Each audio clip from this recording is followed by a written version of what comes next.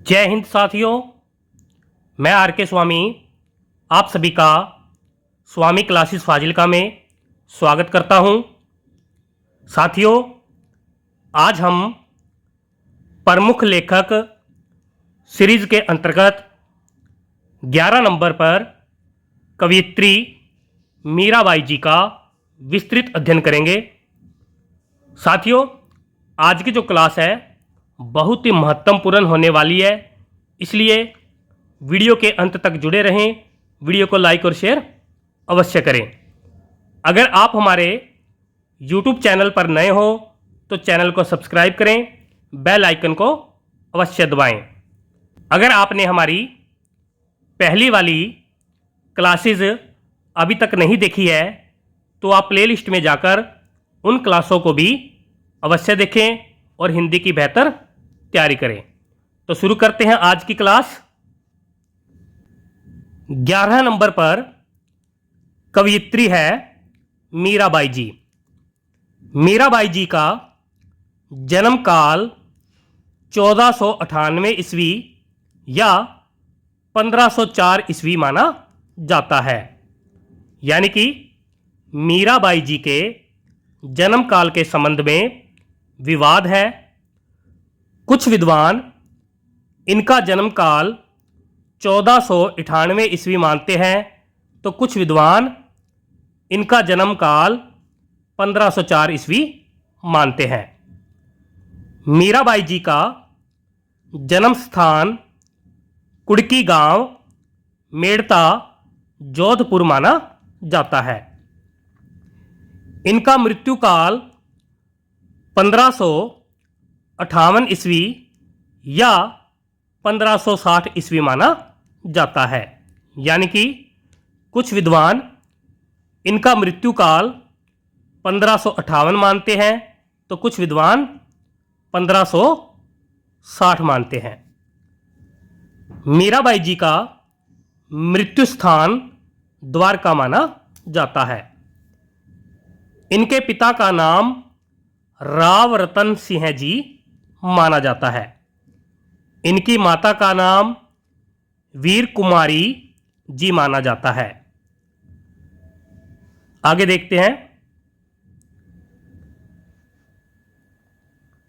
इनके दादा का नाम राव दुद्दा जी माना जाता है, जो कि परम वैष्णव भक्त थे। इनके परदादा का नाम राव जोधा जी माना जाता है, जिन्होंने जोधपुर शहर को बसाया था। इनके पति का नाम कुंवर भोजराज जी माना जाता है, जो चित्तौड़ के महाराणा संग्राम के पुत्र थे। 12 वर्ष की आयु में विवाह हुआ मीराबाई जी का और विवाह के 10 वर्ष पश्चात ही मीराबाई जी विधवा हो गई। मीराबाई जी ने अपना संपूर्ण जीवन श्री कृष्ण जी की भक्ति तथा संतों की सेवा में अर्पित कर दिया। मीराबाई जी के गुरु संत रैदास जी या रविदास जी माने जाते हैं। मीराबाई जी के गुरु का नाम है संत रैदास जी या रविदास जी। सभी साथी याद कर लेंगे। मीराबाई जी के गुरु के बारे में अक्सर परीक्षा में पूछा ही जाता है। आगे देखते हैं। पंत जी यानी कि सुमित्रानंदन पंत जी के अनुसार मीराबाई जी राजपुताने के मरुस्थल की मंदाकिनी थी।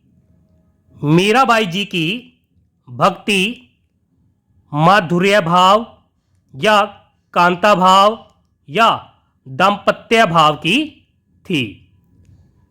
इनकी प्रसिद्धि का आधार मीराबाई की पदावली है, जिसमें 1312 पद शामिल है। बहुत ही महत्वपूर्ण है मीराबाई की पदावली। सभी साथी याद कर लेंगे। मीराबाई जी के पद राजस्थानी, गुजराती, पंजाबी और भोजपुरी आदि मिश्रित है। मीराबाई जी हिंदी की प्रथम कवयित्री मानी जाती है। सभी साथी याद कर लेंगे। आगे देखते हैं। मीराबाई जी के उपनाम। भक्ति के तपोवन की शकुंतला और राजस्थान के मरुस्थल की मंदाकिनी। सभी साथी याद कर लेंगे। यह दोनों मीराबाई के उपनाम माने जाते हैं। आगे देखते हैं। मीराबाई जी की प्रमुख रचनाएं। नंबर 1 पर है सुफट पद। नंबर 2 पर है गीत गोविंद की टीका। नंबर 3 पर है नरसी जी का मायरा। नंबर 4 पर है राग सोरठ पद संग्रह। नंबर 5 पर है राग मल्हार। नंबर 6 पर है राग गोविंद।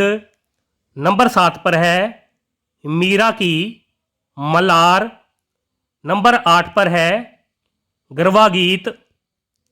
नंबर 9 पर है सत्यभामा रो रूपणो।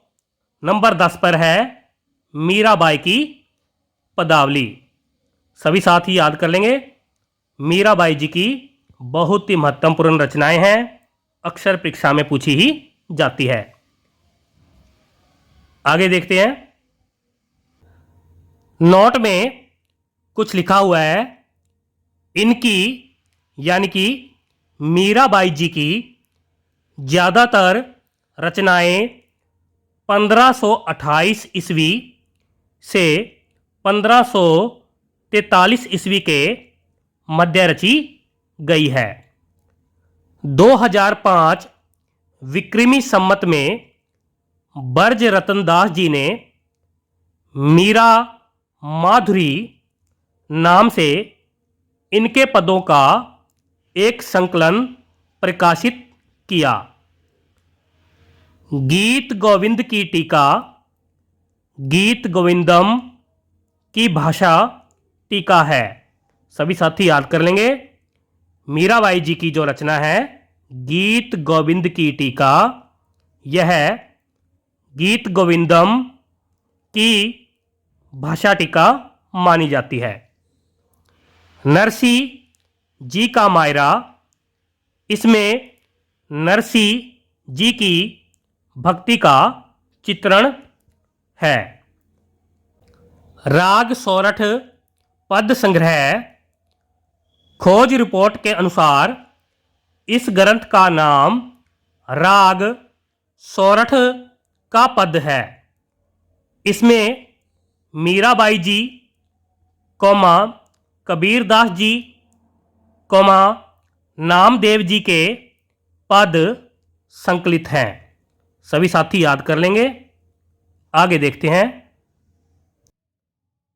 मीराबाई जी के कृष्ण भक्ति परक पद मीराबाई की पदावली नाम से प्रकाशित हैं। यानी कि मीराबाई की पदावली रचना में मीराबाई जी के कृष्ण भक्ति संबंधी पद शामिल हैं। सभी साथी याद कर लेंगे। साथियों, आज हमने मीराबाई जी के बारे में बहुत ही महत्वपूर्ण तथ्यों का अध्ययन किया है। आशा करता हूँ कि आज की इस क्लास में आपको बहुत कुछ नया सीखने को मिला होगा। इसी प्रकार से निरंतर अध्ययन करने के लिए चैनल को सब्सक्राइब करें, बेल आइकन को अवश्य दबाएं ताकि आप तक नई क्लास का नोटिफिकेशन पहुंच सके। वीडियो को लाइक और शेयर भी अवश्य करें। तो मिलते हैं अगली क्लास में। तब तक के लिए जय हिंद।